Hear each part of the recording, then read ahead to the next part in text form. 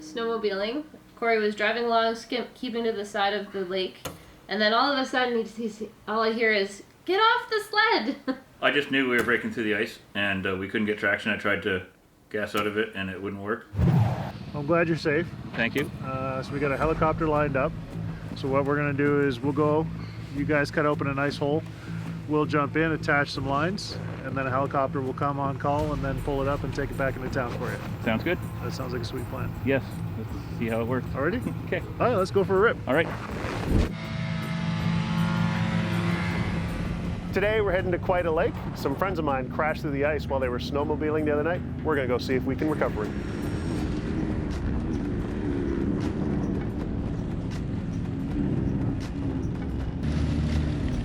I take it this is the spot. Yeah. Approximately 7 o'clock on November 26, 2020, and we were riding with another friend. We didn't know the area. We were kind of following a trail to just to our left, and next thing you know, we started breaking through. We couldn't power out, and it sunk immediately. A bit of a distance behind, and then I suddenly saw the back end of their sled go down. I saw their lights go underwater. I said, holy. I got low and tried getting near them, and the ice broke underneath me, and I went in the water, but only up to about here. I got out right away. Every time we tried to get up on the ice, it would just break and break and break. We finally kind of got our wits, and we worked together. I swam over next to Rachel. We pushed through some ice together.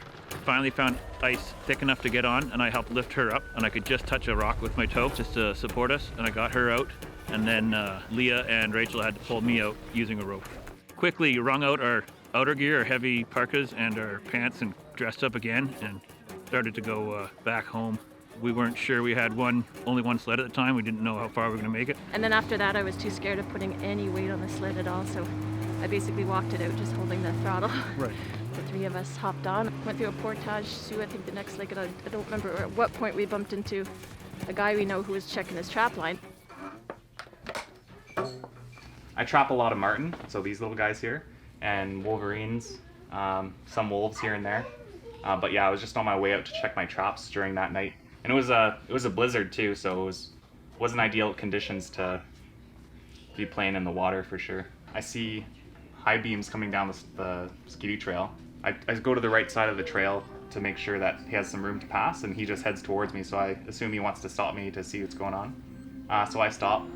It's my buddy Corey on a small 600 E-Tech with two other women on the back, and they're just soaked head to toe, and they're pretty cold.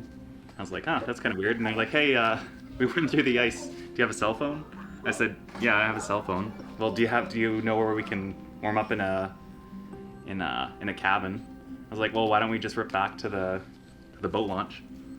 So Corey hopped on the snowmobile with me, while the two other women took their 600 E-Tech back to the boat launch, and they were just completely frozen head to toe. The river that they went through, I think it's called Grayling River, so I steer clear of that. It's open all year round. And I say it, your body gets cold super fast. Like when you're in the water, you have that first minute that's like an initial gasp of cold. Then if you're in the water for a bit, you can feel your core body temperature go down. Within a few minutes, your fingers are useless. Like you can't even undo buttons or snaps or anything. And they say within an hour, if you don't warm up, you'll go unconscious for getting in those kind of temperatures. So I've done it for training. It sucks. I can't imagine doing it in the dark at night with the additional stress of, having your spouse with you. So A brand new snowmobile, the third time out. When it went through the ice, it had 73 kilometers on it. The gas gauge didn't even go down one notch yet. It was so new. It's frozen over from where they went in. So what we're going to do is just drill a couple of test holes, stick a GoPro down, and confirm the area we need to clear off. So then what we need to do is chainsaw an opening to the surface so we can have safe access while scuba diving. We need a hole that's big enough for the helicopter to pull it straight up.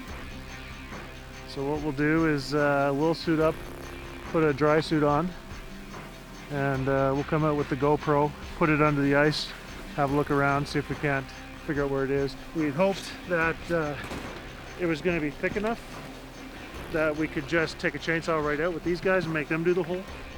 But with the ice only being 2 inches thick there, we'll get suited up in dry suit. It'll be safer for us to stand on. If we crash through, then no big deal. We're gonna have to stay back in the trails when we come back. I do agree, yes. None of my songs, I should do like Tiger King, have like the Scuba King album of homemade songs. Scuba King, really? Scuba King, yeah, come on, we can make that a thing. Oh boy. Hand grips, frozen, do not want to expand. Yeah, it's almost sunset. This is ridiculous. Like, how cold does it have to be for the rubber to be frozen solid? That's it? You don't want it? Hey, you sure you don't want to loop? Yeah, okay, I'll loop it around. Think of a nice Swiss seat. Hummer. What I think is like see where you can see it's broken out here. Yes. So I think like you swam over that way initially, so I think it's just still more to the right of where those Well, holes here's are. hoping. And out just a little bit. Okay. And they can- I don't remember it was. Yeah, well, I do, like Yeah. vivid in my mind. I for a couple nights relived it over and over.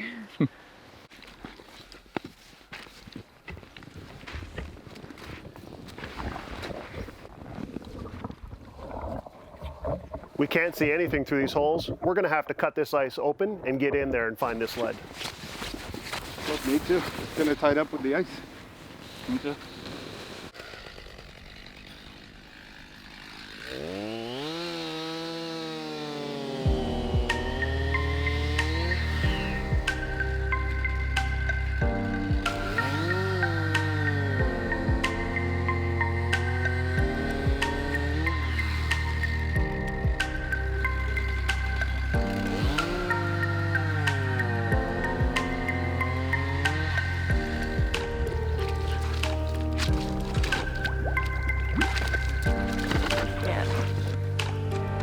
Yeah, and the ice that's all broken around is where initially they were trying to get out, and then here is our path.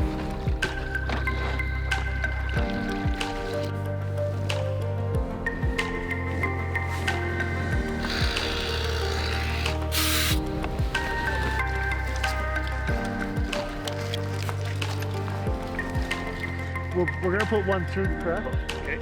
and then two in the arms. Okay. 3,000 psi.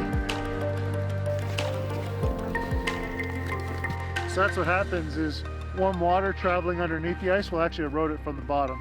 That's what's probably happened here. Perfect.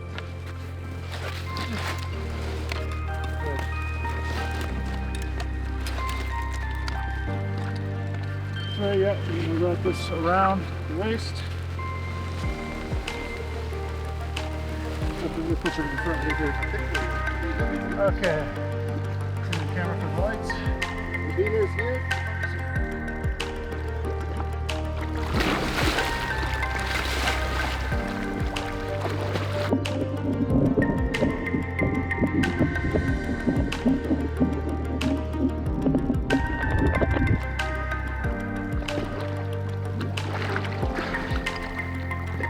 Not here.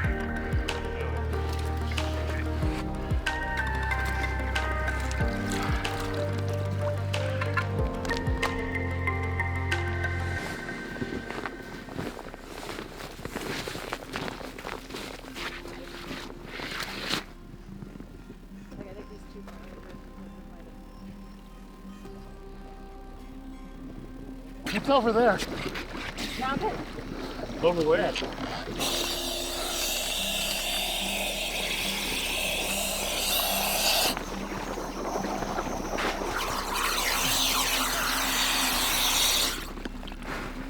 Right on the shore, right over here, probably about 15 feet. We gotta start cutting right around there.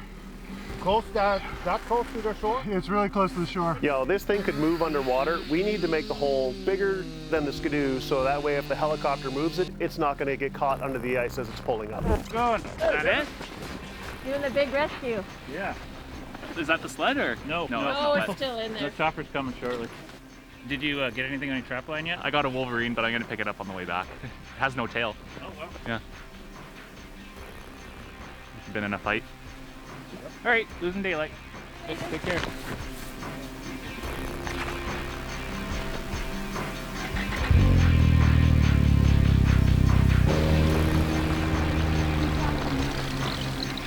We are starting to lose daylight. Even though it's 1 p.m., the sun is already starting to set. I'm not sure the helicopter is going to be able to make it out here in the dark. Channel is GSH.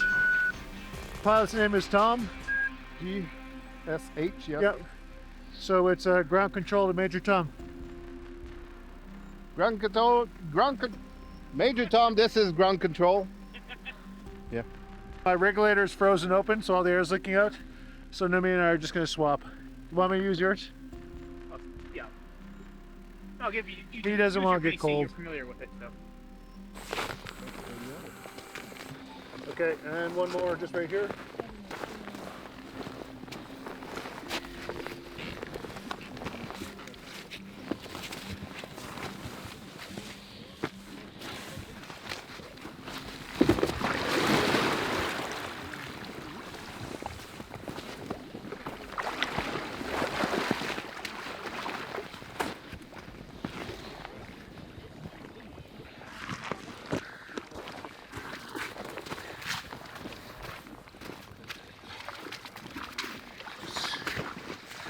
I'll just try and get the next one over. You got one done already? Yeah, that one's good to go. Just hold that one taut. I'm going to use it to pull myself down.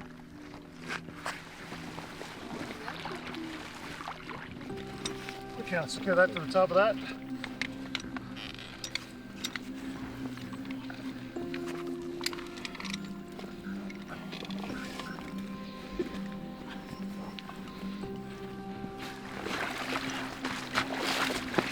There! Don't get slowed down again.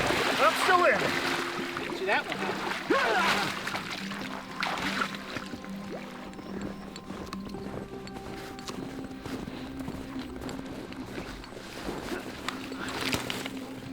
But we've got the 3 straps on that Tom wanted.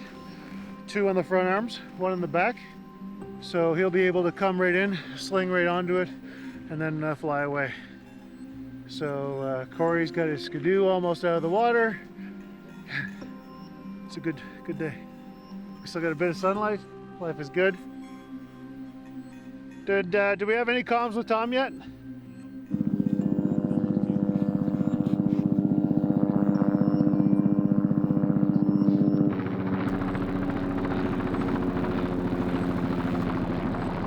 If it comes up upside down because it rolled a bit, we'll put it down over here and roll it. So just be prepared to close in, roll it upside down and right it. Don't break my windshield.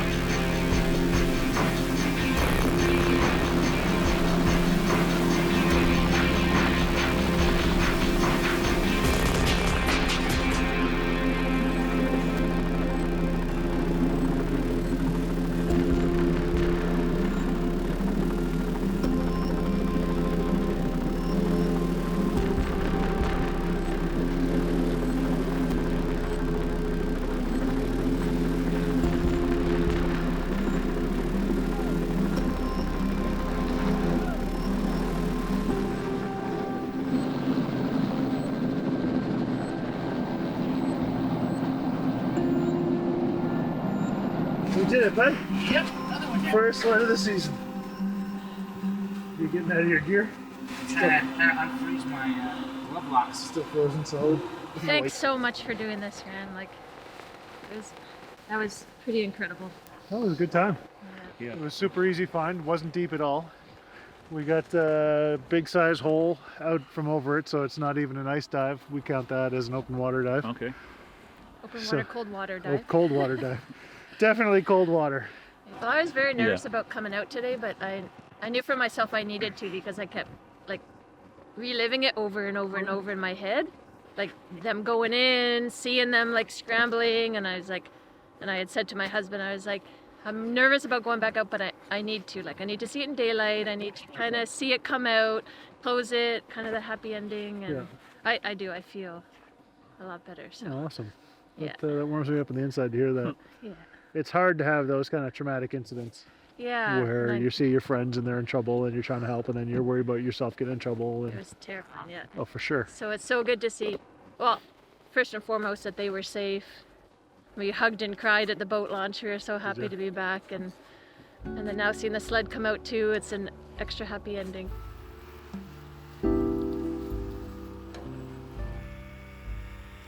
The NWT site has a good list of what you need to have on your sled and what you need to have on you, and so lessons learned like from this situation.